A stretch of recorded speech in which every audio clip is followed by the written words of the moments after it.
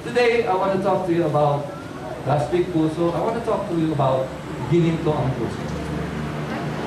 I want to stay talking about the heart because the heart is the center of man's activity. Intellectual, emotional, moral. Diyan ho nangyayari. Kaya sabi ko last week, minsan, hindi pa tayo humihingi kay Lord, bine-bless na tayo. Because God sees the activity of our hearts, the hidden activities of our hearts within. At habang iniisip ko po yung mensaheng ito, actually, itong mensaheng ito ay hangot doon sa one of my devotions. Kaya, pinangalala sa akin, ibinalik ako ng Panginoon. Doon sa panahon, siguro mga 6-7 years old ako. And I think I shared this with you already when we were in my getaway. But doon ako binalik ng Panginoon. Sabi niya, Leo, naalala mo ba nung bata ka? When you were in elementary, halos lahat ng kahoy na makita mo, pinupulot mo. Sabi ko, yes, Lord. And what do you do with it? Gumagawa ako ng laro ang baril. So, yun ang passion ko ng araw. Pag nakakita ako ng kaparasong kahoy, ipunin ko yun. May taguan ako sa amin, sa Maynila pa kami nakatira na. Meron ako martilyo, meron ako lagare, meron akong pako, meron akong leha. Liha pala, liha. Liha para maging makinis. So, every Saturday, yun ang ginagawa ko. Pag-gising ko sa umaga, there are times when my dad would ask me to clean the shoes with him. But after that, yun ang ginagawa ko, binubuting-ting ko araw-araw. And the Lord told me, isn't that like me? Sabi niya, what, Lord? Sabi niya, I am a God who does things out of nothing. Ang Diyos natin ay gumagawa ng mga bagay mula sa wala. Noon ang mundo ay madilim, sabi niya, let there be light, let there be sky, let there be birds, let there be animals. Gumagawa siya, lumalalang siya mula sa wala. At alam niyo, dinala niya ako doon sa kaisipan na, alam niyo, kayong mga taga-batasan, lalo na kayo, na miyembro ng R2A, you have that characteristic in you. Na nakakagawa kayo ng bagay mula sa wala. Mula sa basa, yung mga retaso, yung mga retasong tela, anong ginagawa niyo? Magagandang basahan. And that's the God in you. That is the heart of God within you. Imagine niyo, hindi lang yun. Hindi lang yun. Yung mga wala dito sa batasan na gusto nyong mangyari, nagagawa nyo, sinasabi nyo, nakikita nyo. That's why God has the habit of making symbols. God has the habit of doing things that we can see. Hindi naman lahat by faith na hindi natin nakikita. Merong panahon na talagang ipinapakita ni Lord visual. Kasi yung iba sa atin natututo pag nakikita natin. Yung iba natututo dahil nakikinig. Sa pakikinig, mabilis silang matuto. Yung iba naman, pakiramdam. Pag sinabi mo sa kanila, ang pakiramdam niyan ay ganito, natututunan nila, mabilis nila. Meron naman, intellectual na tao. So God caters to all of that. Pero most of the time, especially when the Israelites were in the desert, lagi siyang nagpapakita ng mga bagay na pwedeng isaisip at isalarawan ng mga taong walang alam dahil galing sila sa lupain ng alipin.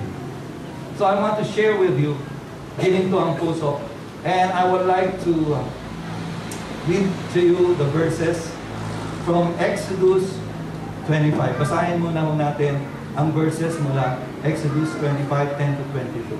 Sabay-sabay muna natin basahin. 1, 2, 3. I admit.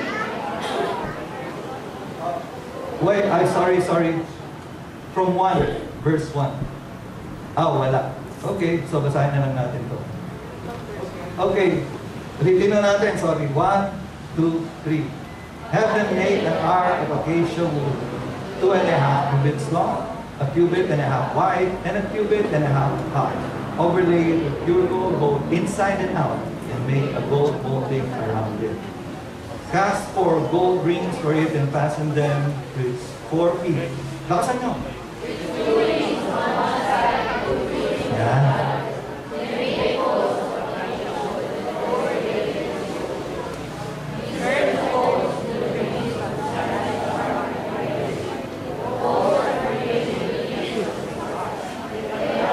You remove. Then put in the ark the tablets of the covenant law, which I will give you. Make atonement cover of pure gold, 2.5 cubits long, and a cubit and a half wide. And make 2 cherubims out of a hammered gold at the ends of the cover. Make 1 cherub on one end and the second cherub on the other. Make the cherubim on one piece with the cover and the 2 ends. The cherubims are to have their wings spread upward, overshadowing the cover with them. The cherubim have to face each other, looking towards the cover. Place the cover on top of the ark and put the ark and the tablets of the covenant law that I will give you. There, above the cover between the 2 cherubim that are over the ark of the covenant law, I will meet with you and give you all my commands for the Israelites. So habang nasa disyerto ho ang mga Israelita, kinausap po ng Panginoon si Moses at ito yung pinasabi sa kanyang hinirang na lipi ang mga Israelita. So, last week po, ang sabi ko sa inyo, di ba binigyan ni God si Moses sa bundok ng Horeb ng ano? 10 Commandments. Okay? At nakasulat siya sa tablets of stones. Ang sabi ko last week, ang mga tablets of stones na ito nagre-represent ng ating heart of stone. Pero kahit na anong klaseng puso meron tayo, kaya pa rin iukit ng Panginoon ang pag-ibig niya, kaya iukit ng Panginoon ang mga instructions upang hindi natin ito makalimutan. So, meron tablets of stone. Bigyan lang. Nagre-research ako about the tablet. Usually, pag napapanood natin ang 10 Commandments, di ba? Ganon. Laki. I don't know how true. Pero, according to archaeology, mga archaeologists mo yung naghuhukay, naghahanap sila ng patotoo tungkol sa mga kasaysayan. Meron mong isa archaeologist na nahukay niya yung parang kamukha noon na tablets. Ang sabi niya ito the tablets na binigay ni Lord kay Moses could not have been this way. Mga ganyan lang siya kalaki. Dalawa lang. Halos kasi laki ng puso. Hindi sa ganong kalaki. Di ba? Pag ganong kalaki, pampatay ho yun, lapida yun. Di ba? Pero sabi nila, which is could be true. Ganon. So, dala lang siya ni Moses siguro sa kamay niya. Hindi talaga, pag naglalakad si Moses, bababa sa bundok eh. So, dalawa lang ho yun. So, it could have been true na ang stone of tablets ay ganong kalaki. Pero may tanong ako sa inyo. Sa tingin nyo, saan napunta yung stone of tablet stone? Binigay kay Moses, tapos binasa niya sa mga tao. Sa tingin nyo, saan na siya napunta? Yung original, nabasa, binigyan ulit nila, inukit niya ulit. And then binigyan niya kay Moses, binasa niya sa mga tao. Pero saan na napupunta yung tablet of stone?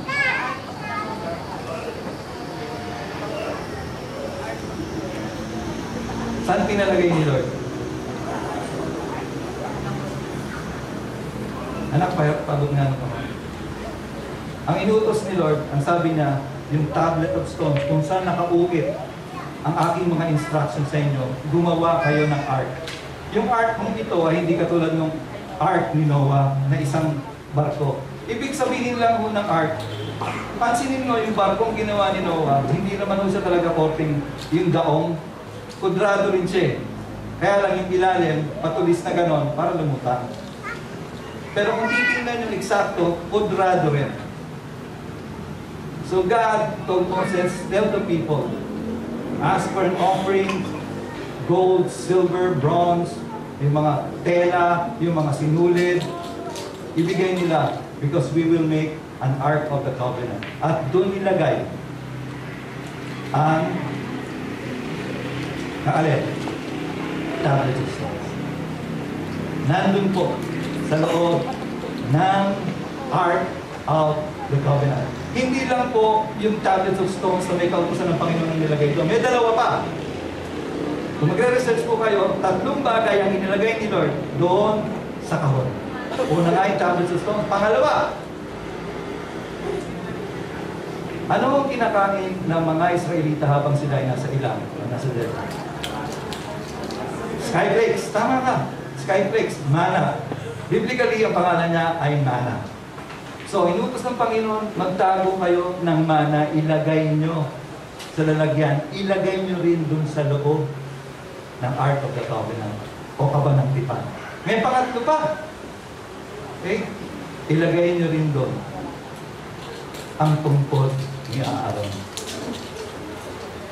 Alam nyo ba, nung inilagay nila yung tungkod ni Aaron, ganito lang, nung sa loob ng Ark of the Covenant, alam niyo nangyari? Nung kinagabihan, sumuhay ho. Kaya matagal nang ginagamit ni Aaron nun eh. Pero nung nilagay nila sa Ark of the Covenant, pag-gising nila kinabukasan, may sanga. At sabi sa Biblia, almond daw.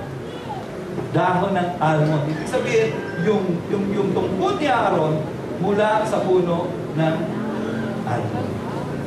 Pero pansinin mo natin, ang sabi doon, have them make an ark of acacia wood. Gumawa ng isang kahon na lalagyan mula sa acacia wood. Ba't kaya hindi nara? Yakal, mas matibay. Diba? Apitong. Ano pa ba? Yung ibil-ibil. Diba? Lahat to ay ginagamit saan? Leo, sabihin. Nakakatawa kasi. So, alam niyo ba ang acacia ay maliit lang na puno? It's called a shrub. Hindi ho siya puno na katulad ng pine tree na napakataas. Siguro nga ganito lang kataas. It's a shrub. So, means shrub. It means maliit na puno. Okay? So, anak, pakihawak mo. Pakilagay mo na. So, ang acacia po, tumutubo lamang yan sa dry places. Nasaan ang mga Israelita na? They were in the desert. They were in dry places.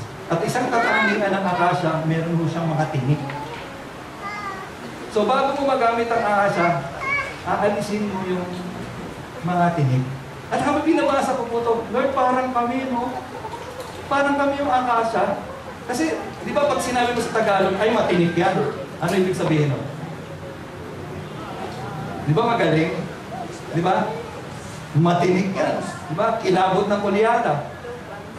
Di ba? Matinik yang magsinungaling. Di ba? Matinik yang magnakaw. Matinik yang mangutya. Matinik sa lahat ng bagay. Pero nakita ko rin na kahit anong tinik ng isang tao, kayang alisin ng Panginoon na tabasin siya upang magkaroon ng silbi ayon sa nais niyang paraan. Ang sabi doon, ano eh? Exactly. Nasa sa verse 9, do everything according to how I tell you. Eksakto. So, hindi mo pwedeng gumamit ang Panginoon ng tinik. So, tinanggal yung tinik, gumawa, humugis, nagkapentero ng tahon. Pero ito ang maganda. Sabi sa 11, overlay it with pure gold, both inside and out, and make a gold molding around it. Dito na po ako natuwa. Sabi ko, napaka-ordinary naman ang acacia, nakikita mo lang sa mga tuyong lugar. Matinik pa. Pero dito ako na-amaze, Lord. At doon ko nakita, mas naintindihan yung relationship ko sa Kanya. Kung ano ang nais niyang gawin sa atin na Kanyang pinangalan. Hindi niya nais manatili tayong acacia, matinik kung saan-saan. Nais niyang tanggalin yung mga tinik natin, balutan tayo ng ginto, loob at labas. Imagine ninyo ang parang ito, balot ng ginto, loob at labas. Imagine mo ang buhay mo, balot ng ginto, loob at labas. Ano kaya ang mangyayari sa tahanan nyo, sa buhay nyo, kung nakikita mo ang sarili mo, balot ng ginto, loob at labas? Ano kaya ang mangyayari kung ang pananaw mo sa puso mo, balot ng ginto, sa loob at sa labas? Ano ba ang ginto? Itong pinakamataas na uri ng elemento na ginawa ng Panginoon. Ang susunod dito ay silver, pangatlo ay bronze. Pero laging sinasabi ng Panginoon, ginto ang ibabalot ko sa iyo. Hindi pa nakontento si Lord to. Nais nang ipakita kung ano yung gusto niyang gawin. Kasi nga walang alam itong mga ito eh. Walang alam ang mga Israelita. Parahil tayo wala rin alam dahil Nagaling din tayo sa kasalanan. Pero nais ipakita, nais bigyan tayo ng larawan ng Panginoon sa ating isipan kung ano ang pwedeng mangyari sa buhay natin. Maging hinto. So ito po yung kahon. Ito yung kahon. Sa loob ho, akasa yan. Wala nang tinik. Kasi pag may tinik, masisira yung ginto. So wala nang tinik. Katapos, ang sumunod doon, ang sabi niya, lagyan nyo ng singsing. Singsing. 4 sa bawat kanto. Tandaan nyo sa loob niyan, andon ang mana, andon ang kautusan niya, andon ang tungkol niya araw. Okay? Sa labas, pinilagyan pa niya ng singsing. Ano bang simbolo ng singsing? Sabi ko, Lord, ano ba ang simbolo ng singsing? Hindi ba yan ang singsing? Kasi pag nagkakasala ko, yun ang sinasabi ko. Ang singsing ay simbolo ng walang hanggang pag-ibig ng Panginoon. Kasi wala siyang katapusan, no? Paikot-ikot lang siya. At paalala ng Panginoon sa atin, ang buhay natin ay katulad nun. Walang hanggan ang pag-ibig niya. At pagkatapos, lagyan mo ng tungkol o pole. Isusuot mo doon. Alam mo, natuwa ako. Nung binasa ko, anak, lagay nga doon sa may singsing, 4, may 2 pole. Tandaan niyo yung pole gawa rin sa akasya. Binalot din siya ng ginto. Cast for gold rings for it and fasten them to its 4 feet with 2 rings on one side and 2 rings on the other. Then make poles of acacia wood and overlay them with gold. Diretso tayo. Insert the poles into the ring on the sides of the ark to carry it. So, pinasok dun sa ring. Dun sa simbolo ng walang hanggang pag-ibig, pinasok yung 2 pole. Sabihin, pwedeng bit-bitin, di ba? The poles are to remain in the rings of this ark. They are not to be... Diyan ako natuwa sa 15. The poles are to remain in the rings of the ark. They are not to be removed. Lagi siyang nandun. Parang anytime pwede mong kargahin. Pero this is what came to my mind while I was meditating on it. The poles are to remain. So anytime, pwede mong bitbitin. Ang pinaalala ko sa akin ni Lord, that we have to carry each other's burden. In our journey, in our hearts. Yung panglabas, kung ano kasi nasa loob, lalabas lang yan eh. Pero pinapakita ng Panginoon sa inyong paglalakbay, sa disyerto man to, o pagtawid, papunta sa lupang pangako. Always carry each other's burden. Always be ready. Kung ano man yung kailangan ng kapwa mo, tulungan mo. Hindi kanya-kanya. And this is what God is showing. At hindi pa natapos doon. Ang sabi, gumawa kayo ng takip. So nandun yung mana sa loob, nandun yung tablets of stone, nandun yung tungkod sa loob. Ang sabi ni Lord, gumawa kayo ng takip. Pero ang takip nito ay kakaiba kaysa sa iba. Then put the ark of the covenant law with which if you make an atonement. Yun, make an atonement cover of pure gold. An atonement cover is yung pinakatakip. Asan na yung ark?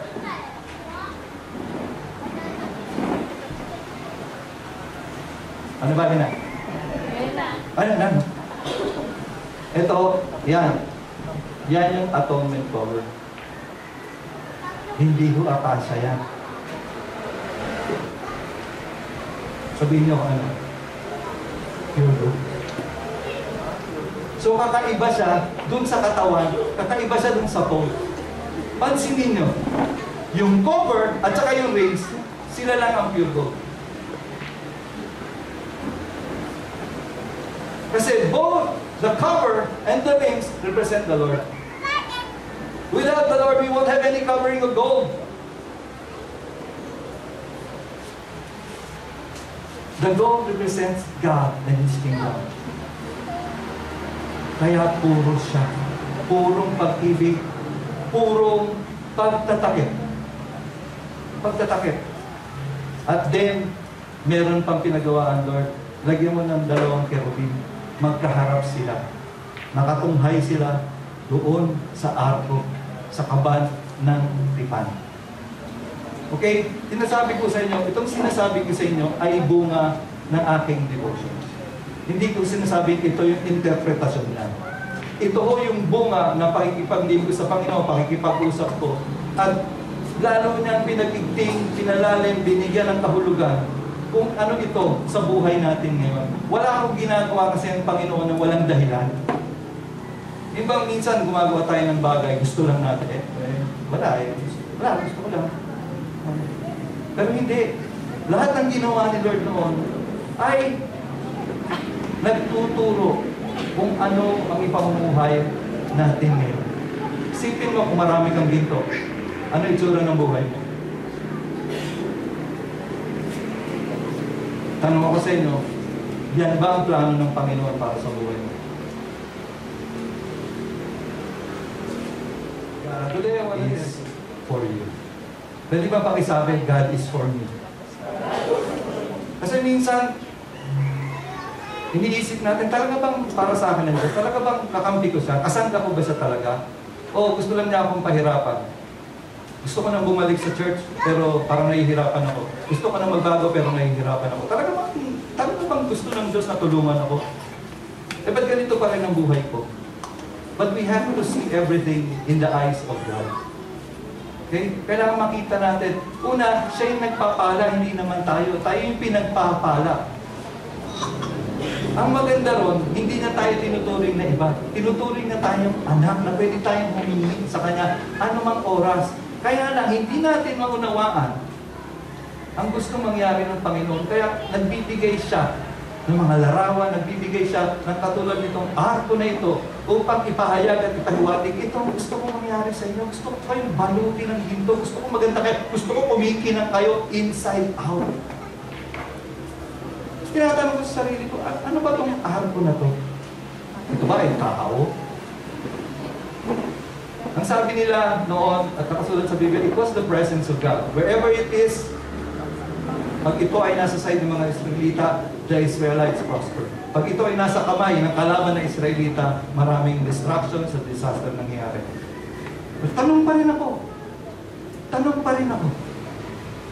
Lord, ano kaya ang representasyon ng arko na yon sa buhay ko? Anong mapupulot kong aral? Magagamit ko ba siya ngayon? Na nandoon yung tungkod ni Aaron, nandoon ang mana, nandoon sa loob ang kautusan mo. At sa labas ay may anghel, may atonement cover, mayroong rings, may pole. Meron po. Sinagot niya ako, anak, gusto kong maging ganyan ang puso mo. Balot sa ginto inside.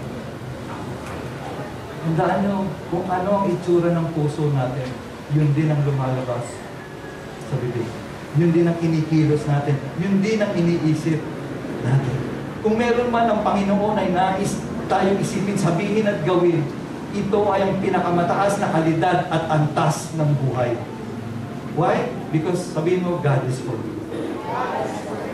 Huwag na huwag niyong kakalimutan ang mga katagal niya. Kahit anong pinagdaraanan natin, God is for me. Sandali lang to. Ano pag-aralan natin? In sufferings, sandali lang. Why? Because God is for me. At kahit nandun sa ilang, kahit nagre-reklamo mga Israelita, pinapakitaan pa rin sila, ito yung gusto kong gawin sa inyo. Ito yung makikita nyo kung susunod lang kayo sa akin.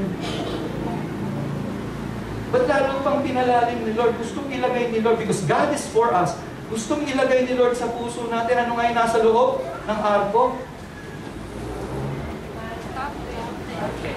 10 Commandments. Yung stone of tablets. Diba? Last week, nag-repent na tayo. Lord, I want a heart of flesh. Now, God wants to fill that up. Kung itong arkong to ay puso, it represents our hearts today. Ando ang gusto ni Lord, nakaukit yung pamumuhay natin sa ating mga puso. Hindi na ba, Lord, ano gagawin ko? Automatic na yun. Pag nakakita tayo ng nangangailangan, automatic na yun, tinutulungan natin. Pag may nakikita tayong kapatiran na bumababa pa na ng palataya, automatic na yun, nilalapitan natin, pinapalakas natin. Kung paano tatratuhin ni Lord yung bawat isa, ganon din natin tatratuhin ang kapwa natin kahit ayaw natin. Yan yung puso ni God eh. Hindi siya namimili. Hindi dahil mabait siya. Hindi. Kahit, di ba? The love of God is this. When we were still sinners, He died for us. Kaya tayo dapat matuto tayo ng pag-ibig ng Panginoon eh. Hindi lang kung sino yung maganda, kung sino yung mabait, kung sino na yung napapakinabangan yung lang mamahalin mo, then that's God. That's why God wants to make our hearts into heart of flesh. Kuberan siya ng ginto. Ilagay doon ang kanyang kautusan. Every day, we don't have to think. We don't have to pray. Anong gagawin ko, Lord? No, automatic na yun. But we pray because we want to talk to our God. This message is a product of my talking with God. And God wants us to respond according to that instructions doon sa tablet. Automatic na yun. Oh Lord, nga pala, no? Hindi ako magnanakaw, hindi ako makakalunya. Automatic na yun. Hindi na natin isipin. Uy, may magandang babae. Hindi na natin isipin. Automatic na yun. And then God, sabi ni God, lagyan nyo ng mana. Yung kinakain nila araw-araw, kahit walang makain sa disyerto, pinakain siya na ni God. Siguro madali nang intindihin yun. Anong gustong ilagay ni Lord sa puso natin? Kaya kitang pakainin kahit walang pagkain.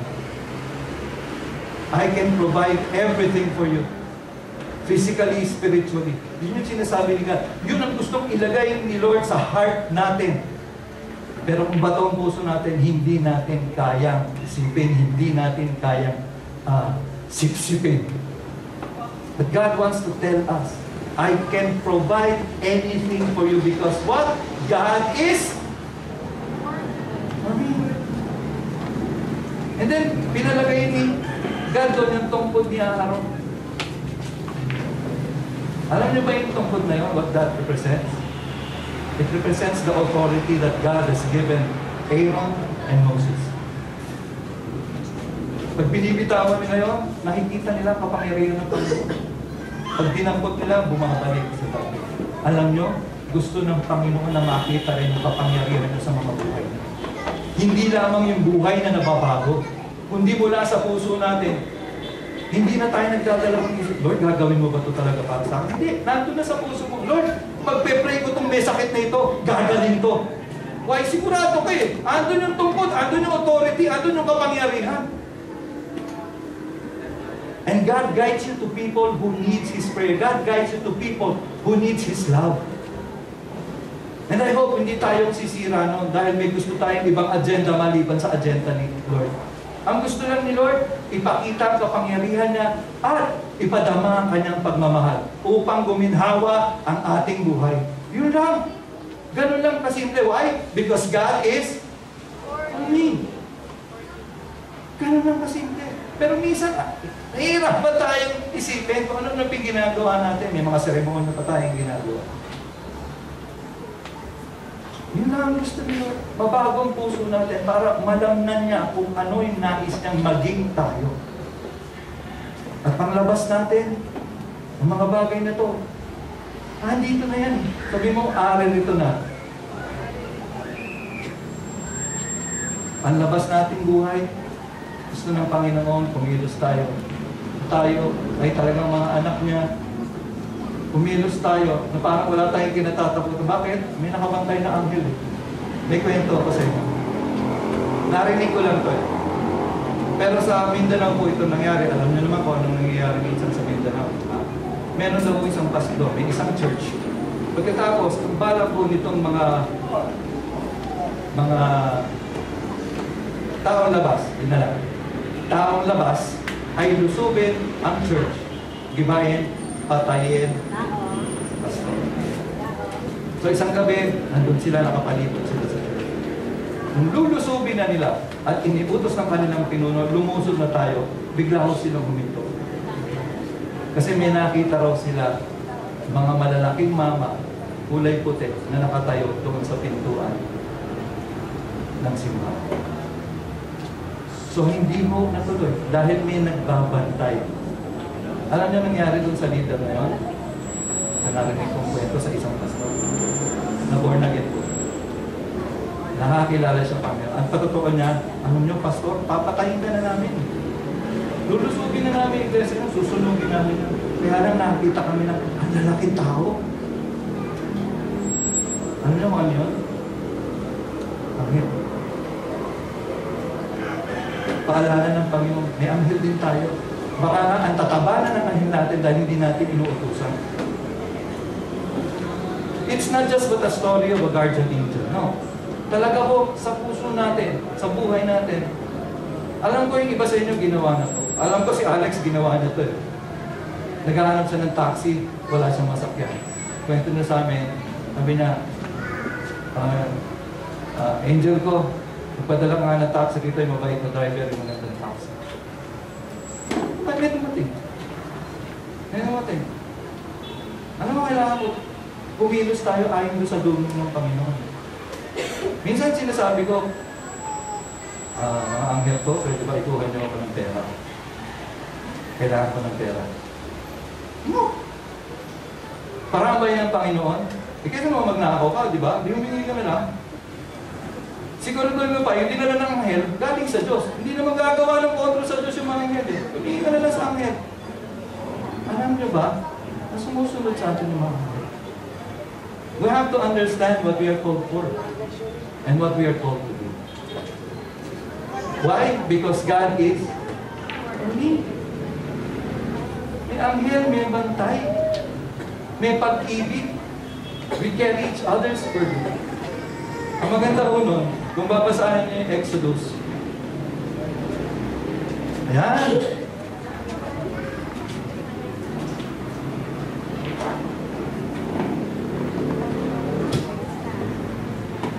Pag umatras kayo ng konti, from verse 10 pataas, makikita nyo ang unang inutos ng Panginoon. Build a tabernacle for me. Ano ang pagkakaunawa natin sa tabernacle? Yung may mga Catholic background, ang tabernacle para sa inyo ay yung parang gininto ang maliit na bahay doon sa altar. Doon nilalagay yung hostya. Diba? But in biblical terms, a tabernacle is a house of refuge. It is a sanctuary kung saan pwedeng tumakbo ang tao at doon ay makasumpong siya ng tulong, makasumpong siya ng pangunawa, makasumpong siya ng kaligtasan. It's a house of refuge. It's a house where you feel safe. At yun ang ginawa ng Panginoon. Ang arko daw, ang kaba ng tipan ay laging nakalagay doon sa tabernacle. Ang ginawa nilang tabernacle no, ay tolda. Parang ganito. Ganito ang itsura. Pero ang tolda yun, ang tabernacle na yun, represents the covering of the Lord. Yan o. Di ba pag nainitan ka, anong ginagawa mo? Payong. Nainitan ka pa ba? Hindi. Andyan. Pag umuulan, ganun din. Doon sa labas umuulan. But when you are inside this payong, hindi ka mababasa, hindi ka mainitan. When you are inside the presence of God, walang makakagalaw sa'yo. Protektado ka ng Panginoon. Pero subukan mo lumabas doon. Kung hindi magka-leche-leche buhay mo. Why? Alam ko, lumabas ako. The presence of God is this. So, ang ginawa na, doon sa presensya na, doon na pinalagay yung ark. And if the ark is a representation of our hearts today, ang puso natin, hindi lang ginagawang ginintuan ng Panginoon. Pinoprotektahan pa niya ng presensya niya. And sabi niya, make a tabernacle for me because I want to live with you. Gusto ko manahan sa inyo. And the reason why God is putting His laws, His heart, His authority in our hearts, because we can also dwell in Him. Naalala yung sinabi ni Jesus? This is my favorite verse kasi. John 15:5. Truly I tell you, if you abide in me, and I abide in you, you will bear much fruit. Apart from me, you can do nothing. Kung ikaw ay nananahan sa akin at ako'y nananahan sa iyo, mamumunga ka ng marami. Pero kung malayo ka sa akin, wala kang maganda. Ang maganda na din sa 8:15. Kung ako'y nananahan sa iyo, kung ikaw ay nananahan sa akin, at ang salita ko ay nananahan sa iyo, hilingin mo na kahit anong gusto mo, gagawin ko. Why? Why? Because God is for me. God is for you. And God wants to show us this thing so we'll have a picture of who we are, kung paano na tayo tinitingnan. Kasi nga, God's ways are higher than ours.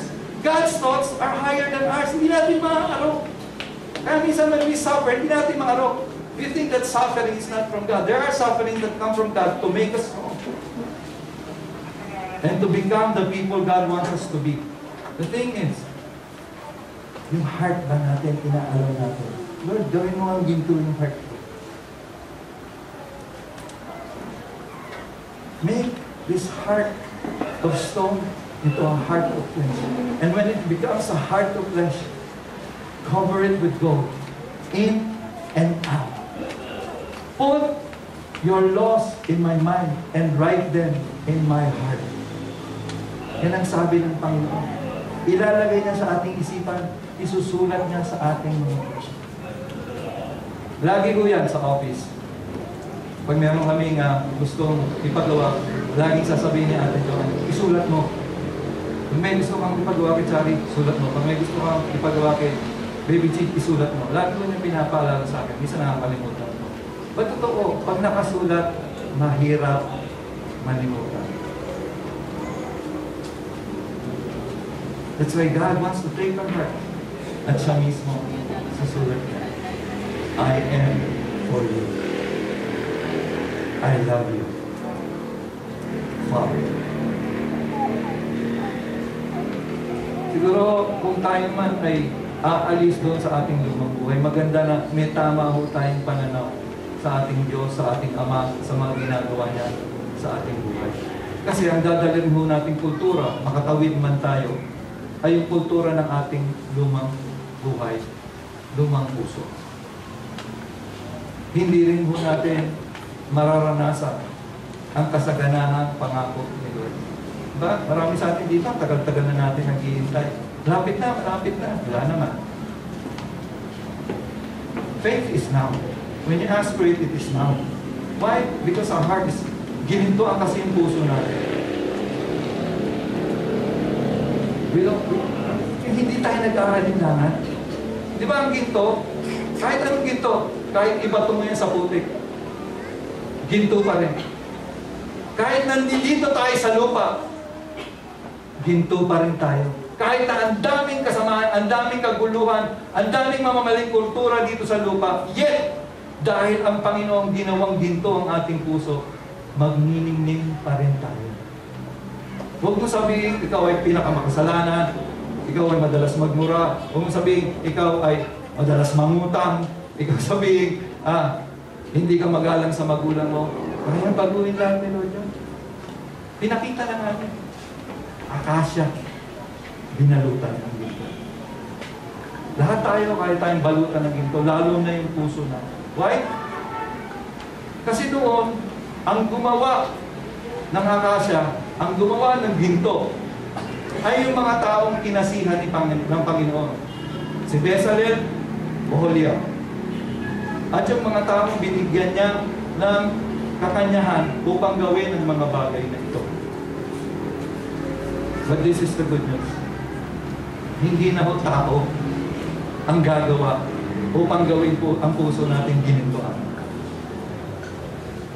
Si Jesus Christ. And that's the good news to you today. God wants to make our hearts according to His heart.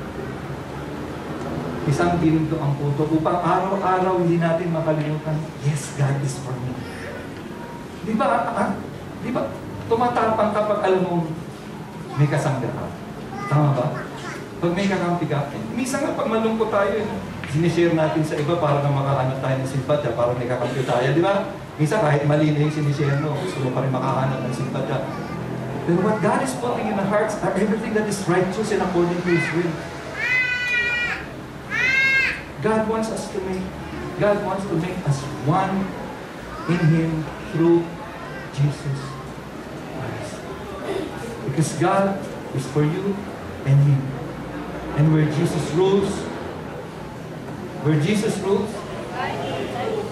kahit akasya ka pa, kahit akasya pa ako, kahit puro tinik pa, kayang gawin ito ni Jesus.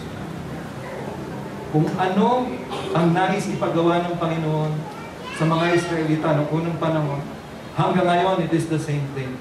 That's why He sent Jesus. Hindi natin maunawaan kung ano ito noon. Hindi nila maunawaan kung ano ito noon. Pinadala niya si Jesus. Jesus is the moving part. Dala niya ang probisyon ng Panginoon. Dala niya ang kapangyarihan ng Panginoon. Dala niya sa Kanya mismo. He fulfilled the law. What man cannot do, He did for us. Kung hindi kayang gawin ng tao, ginawa ni Jesus para tayo ay mamuhay. To carry each other's burden. Upang ang kaisipan natin ay mayroong katotohanan na tayo ay protektado. Mayroong mga anghel na nagbabantay sa atin. At ang pag-ibig ng Diyos ay patuloy na nasa sa atin. Anuman kamalian, anuman ang gawin natin, hindi nagbabago ang pag-ibig ng Panginoon. That's why we have to relate with one another. Laging pag-ibig ng Panginoon. Hindi kung paano natin gustong tratuhin ang bawat isa. Kaya minsan nagbabago ang desisyon ko sa buhay. Minsan tinitingnan ko, ito ba desisyon ko? O ito ang desisyon gagawin ng Panginoon sa pamamagitan ko? Mali. Dapat si Lord. Dapat si Lord.